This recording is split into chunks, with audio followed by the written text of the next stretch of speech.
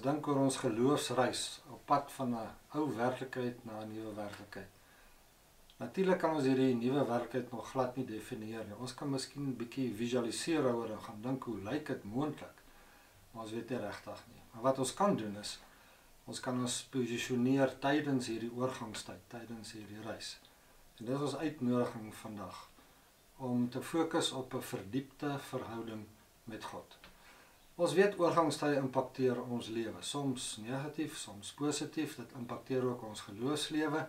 Om 'n bietjie daaroor te dink. Ek dink in hierdie tyd besef ons en dink ons bietjie na daaroor, is dit regtig beter om so besig te wees? Is dit regtig beter om so 'n vol lewe te hê? Want ons begin agterkom, so 'n besige lewe is nie altyd beter nie. So 'n besige lewe het nie altyd 'n hoër kwaliteit nie. En hierdie oorgangstye beïnvloed ons verhouding met God. Kom ons dink 'n bietjie daaroor. Ons vind 'n voorbeeld in Israel se lewe, daar in die Rigterstyd. Dit was nogal 'n chaotiese tyd, 'n anarchistiese tyd. Die kenmerkende uitspraak van daai tyd was, elkeen het maar gedoen soos wat hy gedink het goed en reg is in sy eie oë. En so daar 'n patroon ontwikkel in hulle verhouding met die Here. Dit begin by 'n verbondsverhouding met die Here waarin hulle lewe. Die Here nooi hulle, hy sal hulle God wees, hy sorg vir hulle, hy voorsien in alles wat hulle nodig het.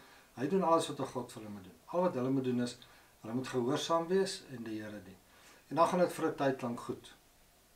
Maar dan begin hulle doen wat goed is in hulle eie oë. En hulle raak afvallig van die Here, raak ongehoorsaam, hulle dien aan afgode. En dan op 'n stadium begin die Here hulle straf deur hulle vyande. En dit het skrikwekkende gevolge vir hulle. Ekonomiese gevolge, militêre gevolge, leefstylgevolge, hulle sukkel. En dan op 'n tyd dan raak die Here weer genadig teenoor hulle.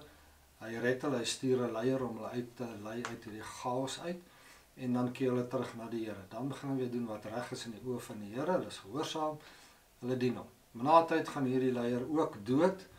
En dan begin hierdie patroon nou maar weer herhaal. Ons ken hierdie patroon. Ons noem dit 'n patroon godsdiens. Soms miskien ook 'n wegkruip godsdiens. Wat beteken, as dit goed gaan met ons, as ons gemaklike tye beleef, dan dwaal ons bietjie weg van die Here af. Beweeg ons 'n bietjie verder weg van die Here af. Maar as daar krisisse kom, moeilike tye kom, ongemaklike tye, dan begin ons weer die Here opsoek. En so ontstaan daar hierdie heen en weer beweging in ons verhouding met God. Amper soos 'n staande horlosie, 'n pendulum wat heen en weer swaai. Tye naby die Here, tye verder weg van die Here af. Sommige sê ons is maar soos kinders wat saam met hulle ouers gaan kuier by vreemde mense. Aanvanklik sal die kinders baie naby die ouers bly, maar soos hulle gemaklik raak en die tyd verloop, sal hulle 'n bietjie wegbeweeg van die ouers af, dalk in 'n ander kamer gaan speel of buite. Maar is asof daarna so ruk iets leeg raak binne, dan kom hulle weer vinnig terug na die ouers, raak net aan die ouers, kyk net dat alles weer oukei is en dan gaan hulle weer verder. So heen en weer beweging, en ons sien dit ook dikwels in ons verhouding met die Here. Nou dis juis ons uitnodiging in 'n oorgangstyd, tydens hierdie geloofsreis na 'n nuwe werklikheid, om regtig te fokus daarop om ons verhouding met die Here te verbreek. So kom ons kyk na 'n paar perspektiewe hierop. Waar begin dit alles? Wel, dit begin by God se uitnodiging. Hy nooi mense om saam met hom te lewe. Gaan dink in Genesis 17 waar hy vir Abraham nooi, lewe naby my, wees opreg. Dis die uitnodiging wat na ons toe uitgaan. Dis God se uitnodiging tot 'n verbondslewe. Ons ken dit, ons leef dan. As ons dit aanvaar, dan begin ons reis saam met God na 'n nuwe werklikheid. En dan ontvou ons geloofslewe, ons geloofspad saam met die Here. Dit begin waar elkeen van ons dan ons eie weg met die Here soek en ook te vind. En dit het baie te doen met ons persoonlikheid, maar sommige van ons is meer rasioneel, ander meer emosioneel. Sommige wil graag met mense werk en tussen mense wees, ander wil meer konkrete goed doen.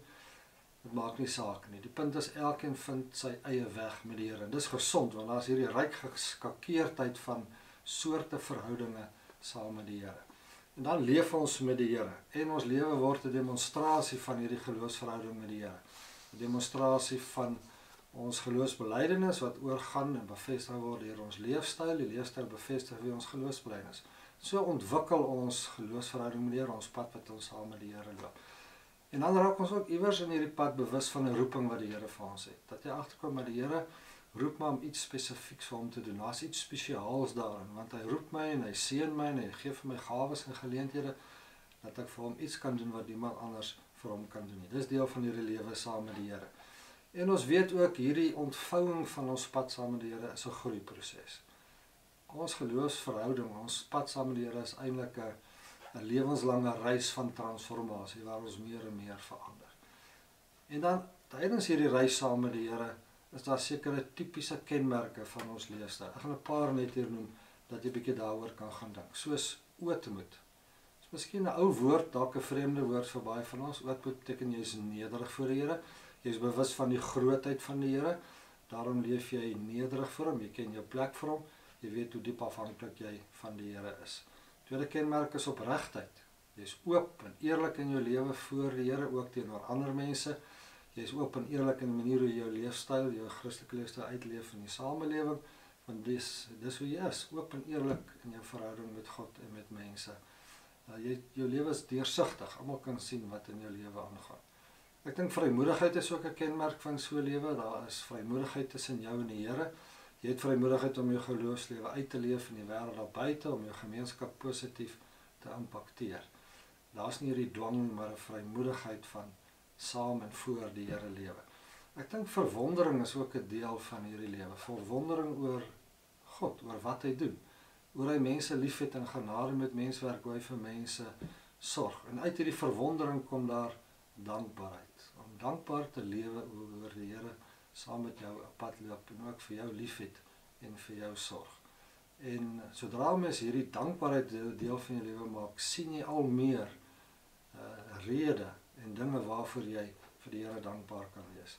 Laaste kenmerk van so 'n lewe is leerbaarheid, waar jy inderdaad leer om saam met Jesus te lewe. 'n Disipel is 'n leerling en dit bly ons lewenslang. Ons leer graag om saam met die Here te lewe. En hier gaan dit nie oor jy probeer iets vir die Here doen, jy misluk en dan probeer jy maar weer, jy misluk en dan gee jy op nie. Dit gaan hier oor inoefening, soos 'n atleet wat oefen om fiks te raak. So is ons besig met inoefening in hierdie navolging van Jesus, sodat ons fiks raak vir ons lewe. Daarom is ons leergierig, ons is nuuskierig. Daarom werk ons so baie met die Bybel om meer en meer te leer van die Here en hoe hy werk. En daarom gebruik ons leefstyl gids sodat ons hierdie bepaalde leefstyl kan inoefen.